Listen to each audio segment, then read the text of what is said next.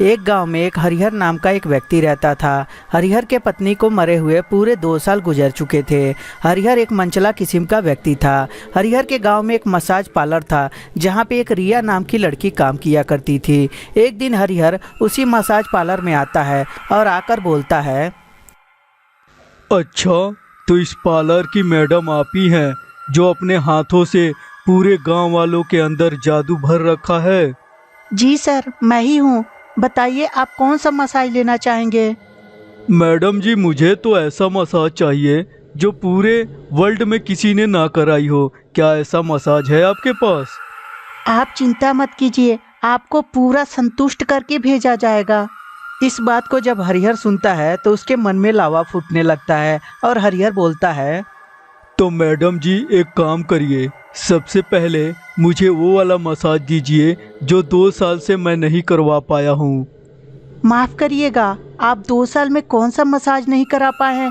क्या उस मसाज का नाम बताएंगे जिससे मुझे बहुत ही आसानी होगी आपको मसाज करने में। इस बात को जब हरिहर सुनता है तो सोचने लगता है मेरा यहाँ काम बन गया है और मुझे ये लड़की खुश करके ही भेजेगी। और तभी हरिहर बोलता है, अब क्या बताऊं मैडम जी, आपको तो पता ही है कि जिसकी पत्नी मर जाती है वो बेचारा कैसे काटता है अपना दिन। मेरे पत्नी को मरे हुए पूरे 2 साल हो गए हैं। 2 साल में आज तक मुझे कभी कोई खुशी प्राप्त नहीं हुई। तो मुझे बिस्तर का सुख चाहिए था, वो मुझे दिला दीजिए। मैं जितना पैसा बोलेंगी उतना पैसा दूंगा। इस बात को जब मसाज पार्लर वाली सुनती है तो बोलती है, माफ़ करिएगा सर जी, उस टाइप की सुविधा अवेलेबल नहीं है, आप कहीं और जाइए। इस बात को जब हरिहर सुनता है तो हरिहर को बहुत ज़्यादा गुस्सा आ जाता है और बोलता है, अच्छा, इससे पहले तो बड़ी बड़ी डींगे ढाल रही थी, बोल रही थी कि ये सर्विस है वो सर्विस है, और एक सर्विस मांगा तुमसे वो भी नहीं हो पा रहा है। मुझे तो वो सर्विस चाहिए तो चाहिए, समझ गई कि नहीं?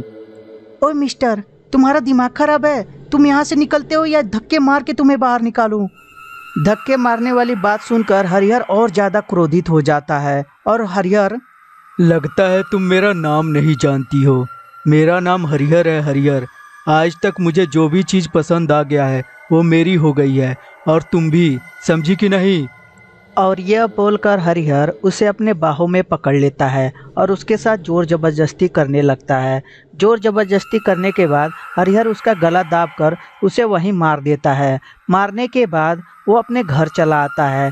इधर बेचारी पार्लर वाली मरने के बाद एक चुड़ैल के रूप में बदल जाती है और इंतज़ार करने लगती है। हरिहर, मैं तुझे जिंदा नहीं छोड़ूंगी, एक ना एक दिन तो तू मेरे पास आएगा ही आएगा। और यह बोलकर चुड़ैल उस पार्लर के सामने खड़ी होकर उसका इंतजार करने लगती है, परंतु ना तो हरिहर आता है वहाँ और ना ही अब कोई व्यक्ति मसाज कराने के लिए वहाँ आता है। बेचारी चुड़ैल इस चीज़ से बहुत ज़्यादा परेशान रहने लगती है कि मेरा बदला कैसे पूरा होगा। और तभी एक दिन चुड़ैल को पता चल जाता है कि हरिहर का घर कहाँ है और वो हरिहर के घर में जाती है। जाने के बाद जब हरिहर चुड़ैल को देखता है तो अरे बाप रे, ये क्या है? ये मेरे घर में चुड़ैल कहाँ से आ गई? अरे चुड़ैल, यहाँ से जाओ, यहाँ पे कुछ भी नहीं है, मुझे छोड़ो, यहाँ से जाओ तुम। अरे हरिहर, तुम कैसे भूल सकते हो मुझे? मैंने तुम्हें आज तक नहीं भूली और तुम मुझे इतनी आसानी से भूल गए। अरे याद करो, हमारी और तुम्हारी दोस्ती पुरानी है। हरिहर जब इस बात को सुनता है तो बोलता है, चुड़ैल जी, आपको जरूर कुछ न कुछ गलत फहमी हुई है। मैं आपको नहीं जानता हूँ, हमारी दोस्ती कैसे हो सकती है? आप प्लीज यहाँ से जाइए, मुझे छोड़ दीजिए, मुझे बहुत ही डर लग रहा है। आज मुझे संतुष्टि मिली है। मैं भी तुम्हारे सामने ऐसे ही गिड़गिड़ा रही थी, तो क्या तुमने मुझे जाने दिया था? याद करो मसाज पार्लर के बारे में, मैं उसी मसाज पार्लर की हूँ। क्या तुमने मुझे बख्शा था? और यह बोलकर चुड़ैल हरिहर का गला दबा देती है और उसे वहीं पे जान से मार देती है। मारने के बाद चुड़ैल का भी बदला पूरा हो जाता है और वो आसमान की तरफ निकल पड़ती है।